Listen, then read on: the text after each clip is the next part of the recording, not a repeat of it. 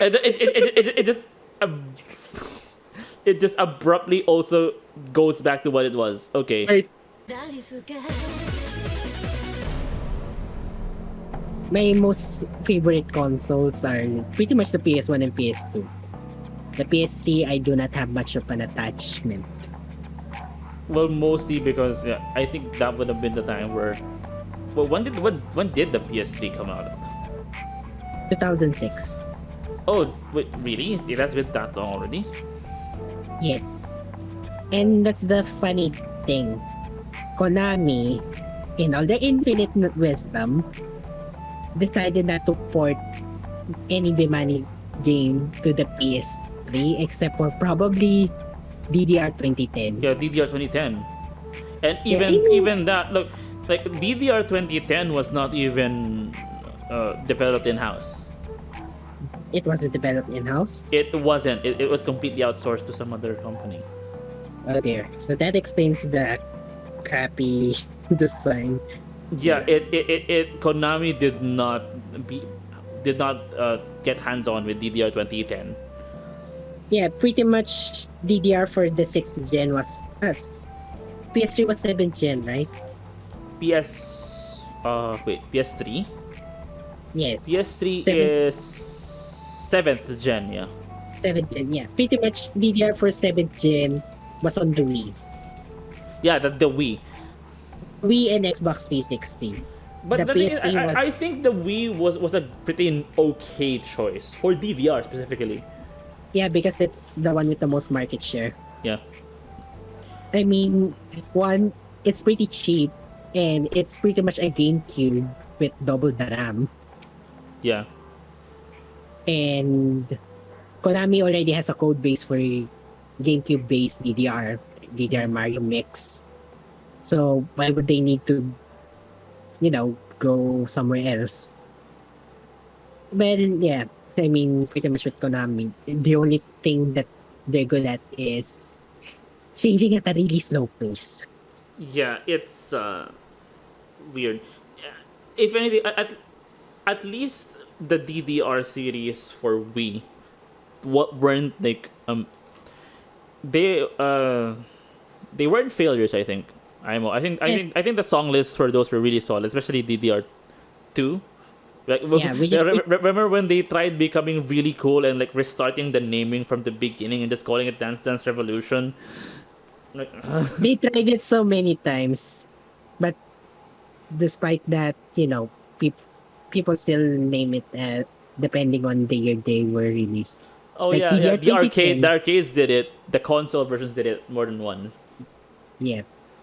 So it's a confusing in the long run. And then the only one that they probably didn't bother trying rebooting was Beatmania 2DX. Yeah, no, they didn't do that. Yeah, 2DX is pretty much the boomer of the Bemani series. Doesn't even bother changing much. Yeah, well, it's really an expression of how slow the the progress has been for like this year. They introduced finally another new thing to the series, which is like, oh, we just made it so that backspin scratches can now be chained, so you can now have backspins that are connected, and then you have to move this to the other side, the multi spins. It's like, but even then, it's not much of a change. It's not. Like that's what counts as actually. The one biggest change, at least for this style, for Cast Hour, the newest version, is the auto offset.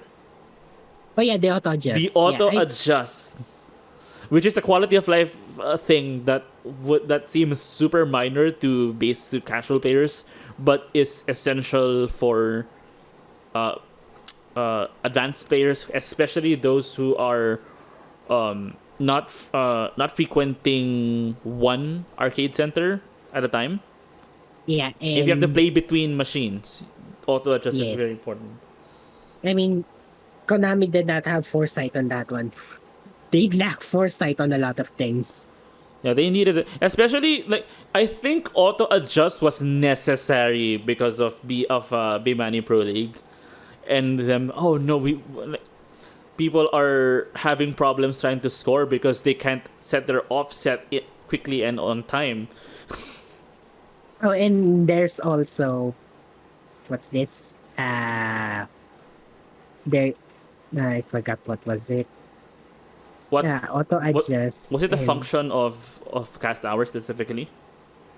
oh yeah, we were talking about auto adjust and Konami being slow on changes, and yeah, that's pretty much useful for if you're going to arcades, to different arcades, and there, ah, and depending on where you are, the screen might be either earlier or late.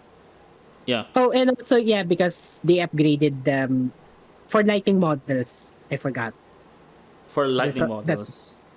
yeah, that's also another thing. Lighting models because they run at 120 hertz, right? Yeah, they run 120 hertz. The only thing that I'm still pissed at to DX is Konami still insists on using frame-based timing. No, I mean they convert the frames to milliseconds, but what I'm talking about is they're basing the scroll rate of the songs, of the notes based on the screen's refresh rate. Yeah, based on this, yeah, and that's still a thing to this day. Yes. I mean, poppin' music doesn't even do that. Poppin' music Which, just use the internal timing, oh yeah, because internal we system. kind of established that when you last streamed the Iroha. Yeah.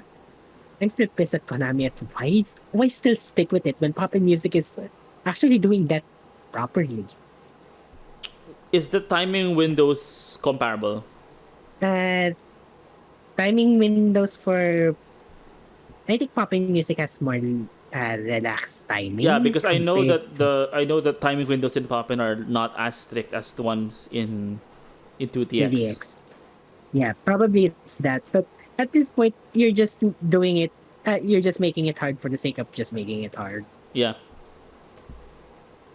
or your your programmers are just overworked and underpaid that they couldn't be bothered. Yeah, that's certainly a thing. We dare not talk about Konami anymore in terms of the what goes on behind the scenes because Yes, that because stuff be ugly.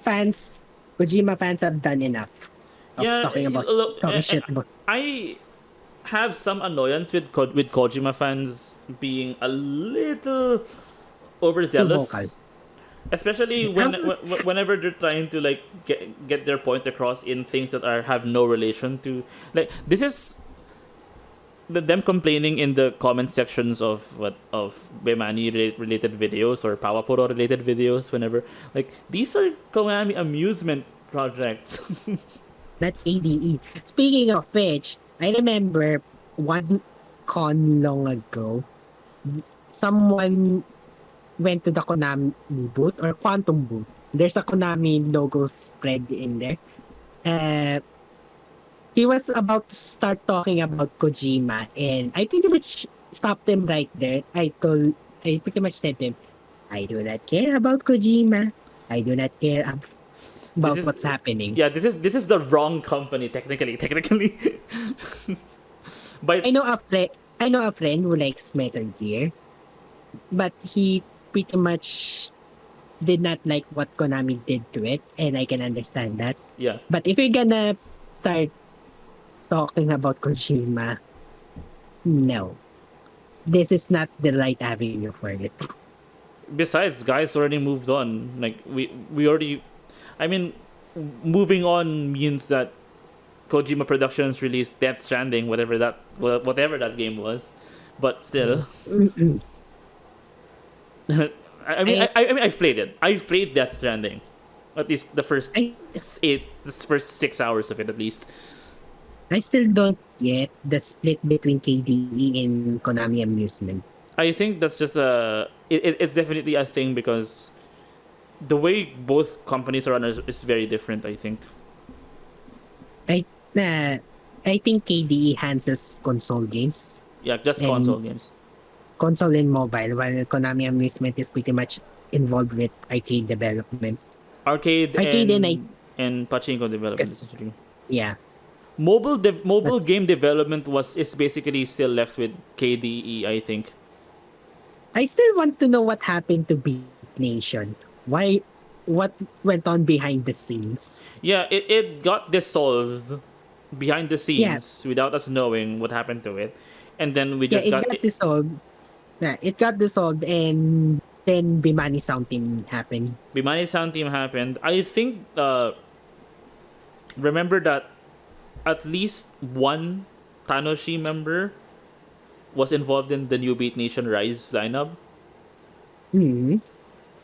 and I think part of the what happened is I think uh I don't know. I actually don't know what happens that much behind the scenes because I can't really speculate about it that much. But I feel like something must have happened that like Red Alice must have like taken notice of what was going on in Beat Nation. It was like, yeah, no, like we want to establish that we take care of our talent here at Hardcore Tennessee, and subsequently like pulled out both Rough Sketch and P Light from the roster.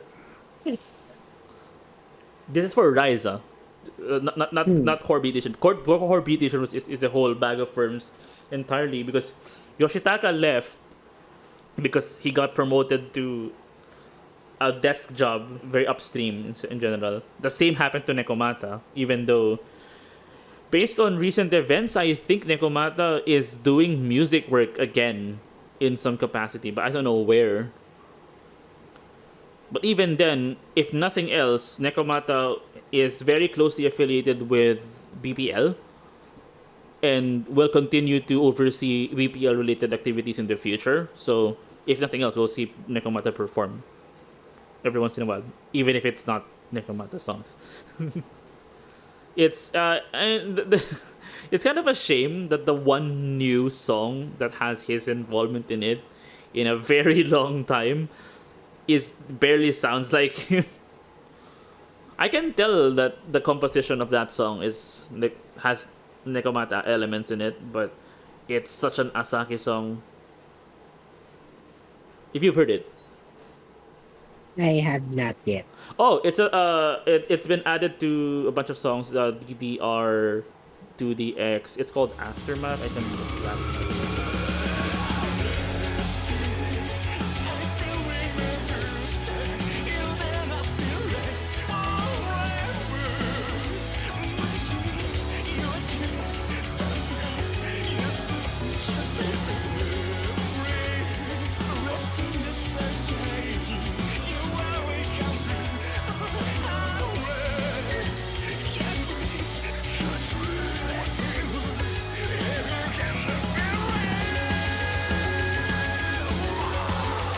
That we can have a reference for it later.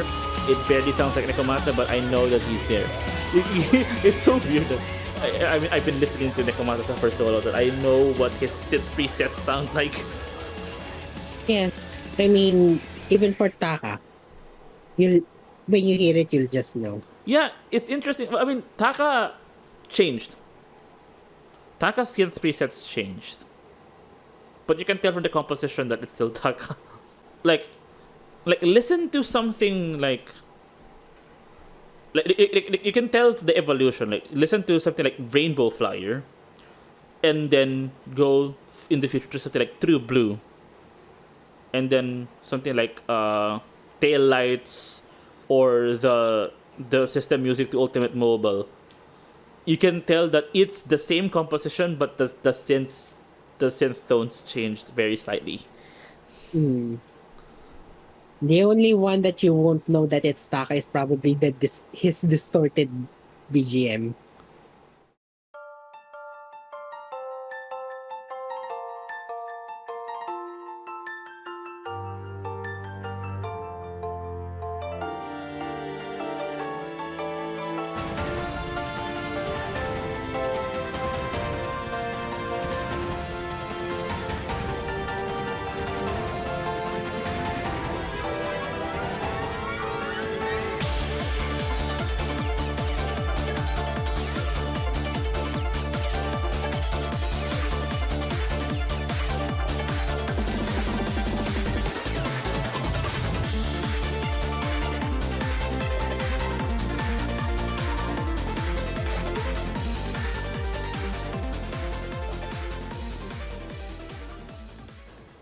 where our free talkers ended up taking us. What I will leave, I think, with how do we say this? It's BPL is going to be really interesting in the future because TDR is going to be in it. Ooh. The next BPL season will have DDR. So true Japanese TDR esports league will be a thing, and I'm actually pretty excited for that. So does that mean Konami is probably gonna do away with KC? Probably not. I don't think BPL was intended to be a replacement for KAC. It's just that mostly because the thing is KAC is where the reveals happen. That's different. BPL is a consortium almost between Konami and 6 other arcade companies, where they both agree to draft, and so it's a really big business undertaking. So I don't think Bemani Pro League is going to replace KAC because they're two different. They're operated very differently. The KAC, Konami Arcade Championship, is a global thing. It's basically advertising in the sense for what upcoming products Konami are trying to sell. So this is because note that KAC can only be held inside of Jaipur, where at least it used to be like that, but COVID happened, and then now they're just using the Konami Ginza esports facility to just get it over with, because we know that people entered for the 10th KAC and there's been no qualifying round. The winning championships have been delayed for years at this point now. Yeah, we just have to wait until everyone can enter February. Japan again. Yeah. And even then, note that 10th KAC already limited all of its participants to be Japan only. What? KAC 2021, the 10th KAC, only accepted Japanese players. Well, And even then, it got delayed by a year. Well, what we got in return was, Fefems is back. alright. Fefems is back. CHRS4LFE is trying to demolish the 17 folder and somehow got an actual commercial spot in with Taco Bell. What? Have you seen the commercial? Have you seen No. CHRS4LFE's Taco Bell commercial? No, send it to me. Send it to me. I want to see that one. Hold on a sec. I need people to see this because this is legendary. CHRS4LFE and Stretch, who is another high-ranking DDR player, got contacted by Taco Bell to make an actual ad spot for the. As far as I know, hello, Mikumi says it's a good commercial. It's as far as I know, it was an actual in-joke between. I'm going to expand this window because everybody should see this. Oh, we have more viewers now. That means we have to go overtime. No, that's fine. Yeah, this is it. I'm going to turn down the volume so that.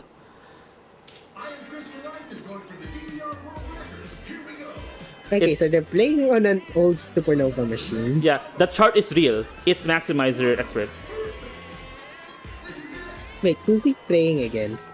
Stretch, who is also another high-ranking DDR player. Oh. So they both got in for. When you need a taco, you need a taco.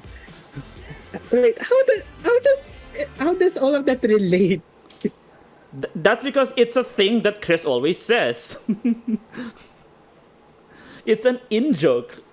It's an I am CHRS4LFE in-joke that somehow got not removed ascended meme. It's an ascended meme because as far as I know, people CHRS4LFE has been making Taco Bell jokes for years now. Not just this is. I don't know how long the inside joke has been running, but it's been first it was the corn emoji. I forgot what that was called. But there's a bunch of inside jokes related to CHRS4LFE, and one of them is just plain Taco Bell. And somehow, Like, I think what happened was Chris kept tweeting about them, and then they followed him, and then they asked him to make this commercial. Well, that's one way to get your name out. And it's it's a surreal thing to see. Yep, there it is. So this is the thing. It's a custom tournament client that I actually have to like. Oh no, wait. Is it? Did it change? Is that the remote desktop client? No, Oh, no. I thought it was the remote desktop. no, that is not a remote desktop client. But let's see if that works. OISR, Online Internet SRT